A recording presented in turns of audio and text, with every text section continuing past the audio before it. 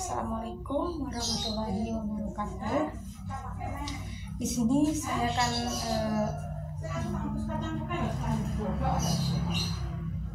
di sini ceritanya saya memiliki perusahaan pabrik baju.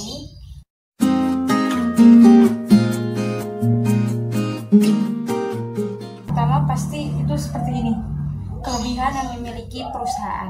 Nah, di perusahaan saya kelebihannya itu memiliki teknologi yang serba canggih. Dan yang kedua itu baju masuk menerima baju impor. Oke, pertanyaan yang kedua, di sini kekuatan ya. Yang kedua, keunikan yang dimiliki oleh perusahaan itu perusahaan saya hampir semua menggunakan teknologi canggih. Jarang sekali, bukan jarang, sedikit menggunakan tenaga manusia.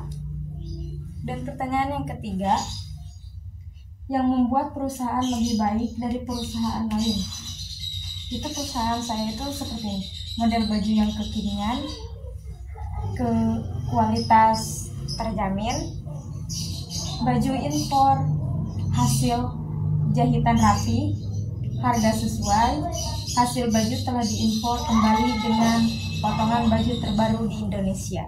Kekuatannya seperti itu. Dan sekarang kita lanjut ke sini.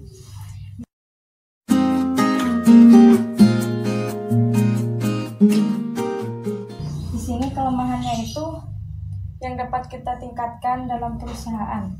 Di sini saya ingin meningkatkan memproduksi bahan untuk membuat baju dengan sendiri, seperti membuka pabrik lagi, tapi memproduksi bahan-bahan untuk dibuat seperti baju. Dan yang kedua,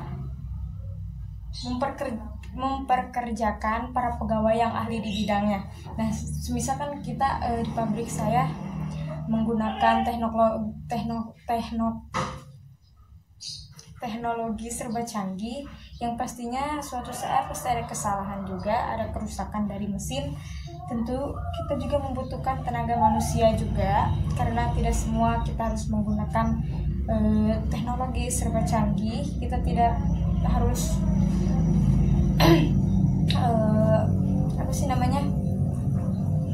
menggantungkan diri pada teknologi terus ya, seperti itu. Oke, yang pertanyaan yang kedua dari kelemahan ini, itu seperti faktor apa saja yang menyebabkan kehilangan penjualan. Di sini jawaban dari perusahaan saya yang mengakibatkan kehilangan penjualan itu bahan pakaian yang terkadang lambat sampai karena juga impor ya, ada yang impor, ada yang dalam negeri juga, luar wilayah. Dan juga terkadang kita kehabisan bahan, untuk membeli bahan kita kehabisan karena pabrik bahan itu sudah ada yang membeli juga. Oke, pertanyaan yang ketiga, yang dilakukan pesaing agar lebih baik dari perusahaan kita itu mereka, karena kita sering kehabisan bahan pokok seperti bahan untuk membuat baju, itu pabrik lain memborong bahan yang sama, karena mencari sebuah, kita membeli bahan misalkan di sini, dan dia pasti otomatis mencari tahu dan membeli bahannya juga di sana dan memborong, sehingga pabrik saya kehilangan bahan untuk membuat pakaian.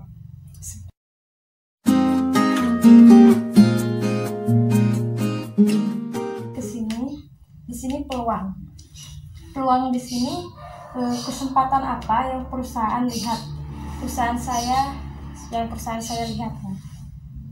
Karena telah mengimpor banyak pakaian juga, maka pembuatan bahan atau memproduksi bahan untuk diimpor lagi. Dan seperti itu kita ingin membuka produk baru seperti pembuatan bahan, lalu setelah dibuat bahan bisa kita impor kembali ke luar negeri, keluar wilayah, keluar kota, seperti itu. Dan pertanyaan yang kedua, perkembangan tren apa saja yang sejalan dengan perusahaan. Yang ke-1, teknologi yang serba canggih. Zaman sekarang kan banyak sekali teknologi yang serba canggih, seperti membuat pola dengan mesin tanpa bantu tangan manusia. Dan yang kedua, pakaian impor yang lagi tren. Seperti itu, kita bisa membuat baju yang tren di Indonesia lalu kita kirim kembali ke luar negeri, ataupun sebaliknya, yang lagi tren di luar negeri kita kirim ke pabrik saya, seperti itu, ataupun keluar wilayah, keluar kota. Oke, kita langsung.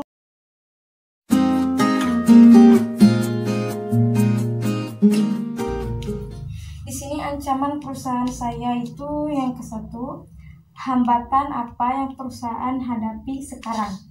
Sekarang perusahaan saya yang terhambat itu produksi bahan yang selalu kosong, itu sih. Karena setiap kita membeli bahan yang sudah habis, selalu kehabisan bahan lagi karena mungkin sudah diborong sama perusahaan lain. Dan yang kedua, mesin teknologi yang kadang error dan rusak, itu tadi ya. Karena gak selamanya mesin canggih tidak pernah rusak ya. Namanya juga kan kadang rusak, seperti kita sudah membuat pola tapi mesinnya rusak dan mengakibatkan semua bahan rusak dan terbuang, seperti itu. Dan ancaman yang kedua, perkembangan teknologi apa yang menyebabkan ancaman bagi perusahaan? Sini jawabannya, karena perusahaan saya sudah menggunakan teknologi canggih, maka yang jadi ancaman ketika mesin tidak berjalan dengan baik, seperti terjadinya kerusakan pada bagian mesin dan menghambat produksi lain. Nah, seperti yang saya ceritakan tadi, hambatan di sini kan karena perusahaan saya menggunakan teknologi serba canggih, tapi tidak semua. Kadang mesinnya rusak, ada perbaikan lagi, harus mengeluarkan uang lagi, dan yang seharusnya bahan begini polanya menjadi begini, kadang seperti itu ya. Lalu kita masuk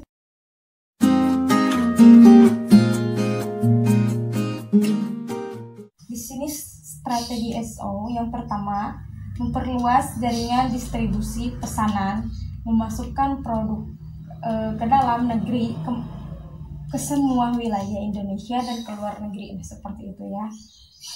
Jadi kita ingin memperluas distribusi pesanan. Semakin memperluas kan semakin baik. Keluar wilayah seluruh Indonesia kita masuki, ke luar negeri juga kita masuki, seperti itu. Lalu yang kedua, strategi SO, membuat varian produk baru mengikuti tren setiap tahun. Jadi misalkan tahun ini trennya begini, kita mengikuti juga seperti ini. Trennya berikutnya seperti ini, kita mengikuti seperti ini, agar menarik daya minat si pembeli.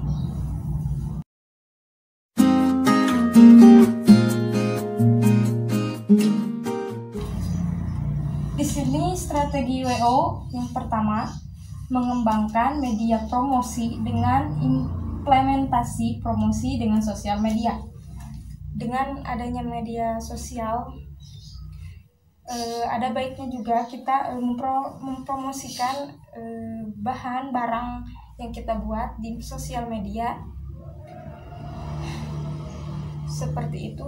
Oke. Strategi WO yang kedua, memperluas jaringan distribusi pesanan dengan menambahkan kendaraan operasional agar lebih mudah dan banyak konsumen yang mengambil barang di perusahaan kita. Oh ya, di pabrik saya kendaraan operasionalnya itu ada, cuma tidak untuk ke semua wilayah, hanya wilayah-wilayah tertentu karena juga jauh, seperti itu. Saya kalau misalkan memasukkan barang ke wilayah lain, ya tentu kita lewat sini, setelah sini kita lewat sini lagi, jadi tidak langsung ke tempatnya. Seperti itu, saya ingin menambahkan kendaraan operasional agar lebih mudah dan lebih banyak konsumen yang membeli ke perusahaan saya.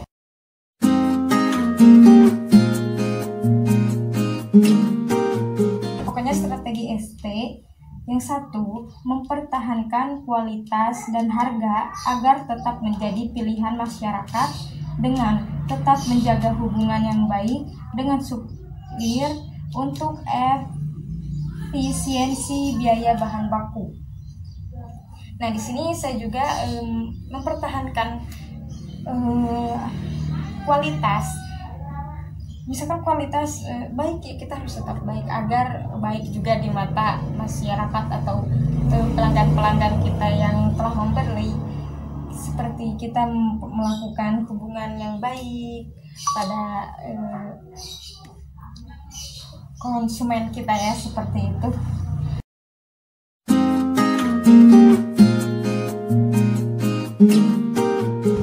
Oke, kita lanjut ke strategi WT. Aduh, capek ya Allah.